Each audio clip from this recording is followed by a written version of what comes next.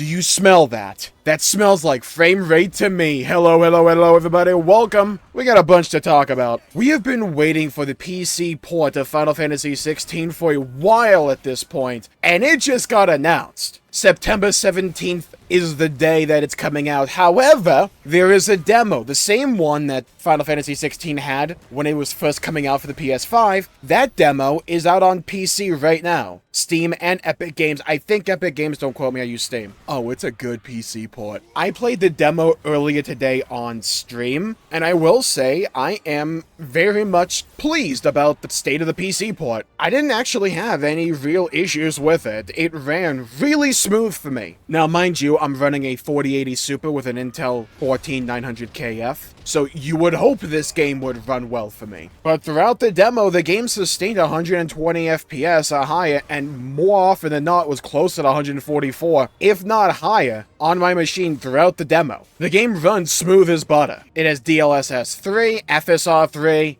whatever the Intel one is. It has frame gen, and even lets you, toggle the FPS up to even 240. Now, I'm only running 144 Hz display, so I can't partake in that, but it can get up there. The only real issue that I have with the PC port is the cutscenes that don't just immediately flow into gameplay. Like, the cutscene, the cinematics, they're locked to 30 FPS, so going from 144 FPS gameplay to 30 FPS cutscenes can be really jarring, but the game is really pretty. It's gorgeous. We have been anticipating Square Enix leaning more into the PC market for some time now, especially with Final Fantasy 16 and 7 Rebirth. We are still waiting for news about 7 Rebirth. I imagine that one's going to take a bit longer. I wouldn't be surprised if we don't hear about it until, say, Game Awards time. Maybe we hear about something in regards to Gamescom. I'm just guessing. But if this is the quality of the PC ports going forward, I would be rather pleased with that. It has been a shame that a lot of the big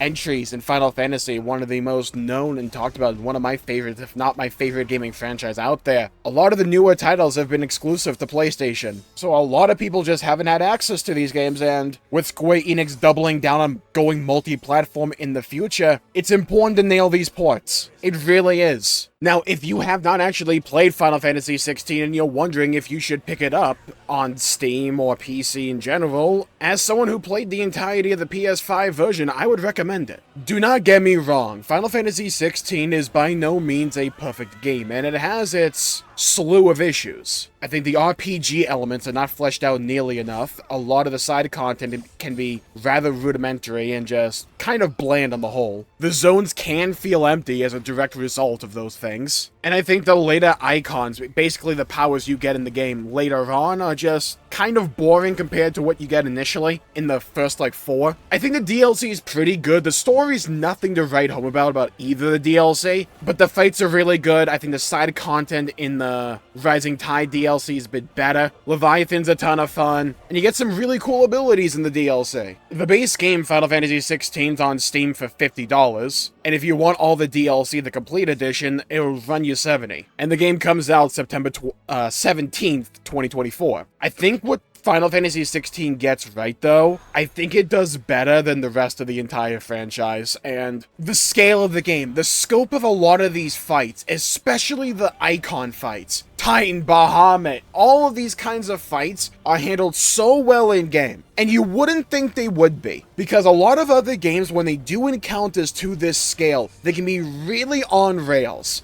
And some of them are, don't get me wrong, but funnily enough, that leads to interesting variety in these fights. The combos you do as a freak going against these other giant kaiju-esque monsters that you're going against. Very famous summons in Final Fantasy as a franchise. The combos you do aren't as complex or in-depth as regular Clive gameplay, which can be really fun, but it's in-depth enough, and there's enough substance there to be really fun and impactful and to make these fights memorable. The soundtrack absolutely cooks. I think 16 is a phenomenal game. It's not my favorite Final Fantasy. It wasn't my game of the year, but it's a really, really dang good game. And we can get caught up in the minutia about what each game does wrong or not as well as the others, and we can get caught in that discussion. But we also start to ignore what the games do right, and I think 16 does more right than it does wrong. If they want to do this formula in the future, and they want another action RPG in this style, there's numerous numerous routes they can go, but there's so much they can build up from, because the foundation laid in this game is extremely solid, and it's fun. When this game first came out on the PS5, I played the demo multiple times over, just learning the combat and getting better at it.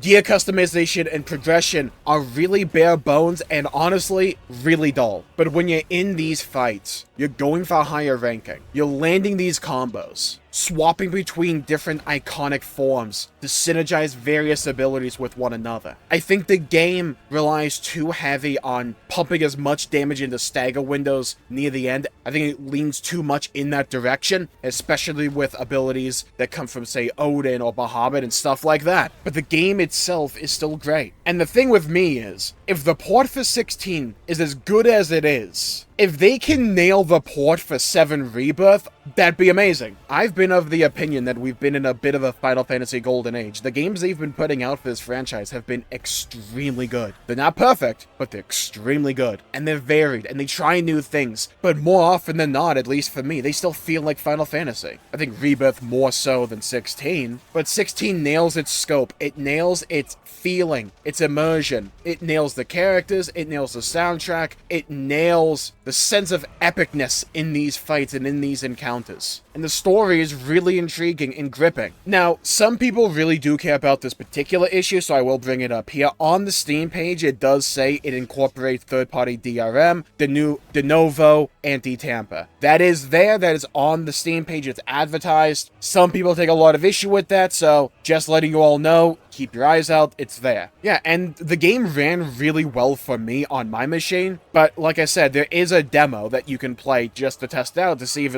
how it's gonna run on your own machine. You can tamper with the settings, do all that you need to do. The free demo will cover chapter 1 and it will save your progress, so if you do decide to get the full game, you can just pick up right where you left off instead of having to replay all of chapter 1 again. And the demo also comes with this little snippet. It gives you a dungeon you get relatively early in the game, but it gives you abilities you wouldn't have access to at that point in time, so you can really play around and see how the combat feels there. That part unlocks after doing all of chapter 1, and this demo can easily run you a good couple of hours. It's the exact same demo, at least from my experience, as the one that was there on the PlayStation 5. So yeah, if you have not played Final Fantasy 16 and you love Final Fantasy or you love games like Devil May Cry and stuff like that, I would recommend checking out Final Fantasy 16. And I'm just hoping Rebirth's port is as good as this one, because if it is, and this is the level of PC ports we can come to expect out of Square Enix, then personally as a PC gamer, I would be happy with that. I haven't noticed any massive systemic issues with the PC port myself, outside of the cutscenes being locked at 30 FPS, that being only the cutscenes that don't just hard transfer you into gameplay seamlessly. And I had one minor like half-second hiccup in the latter part of this demo right before the big boss fight, which is like nothing. Otherwise, the game ran smooth for me. I didn't notice any hiccups or glitches or anything like that. So yeah, overall, I'm rather happy. Thumbs up for me. And with that, I'll call the video there for the day. Thank you all for tuning in. My pleasure for making the video. If you enjoyed it, please leave a like and subscribe. It really helps the channel out and help support future content, and I greatly appreciate it. Stay safe, have a great day. I'll see you all next time. Bye-bye, everybody. Until we meet again!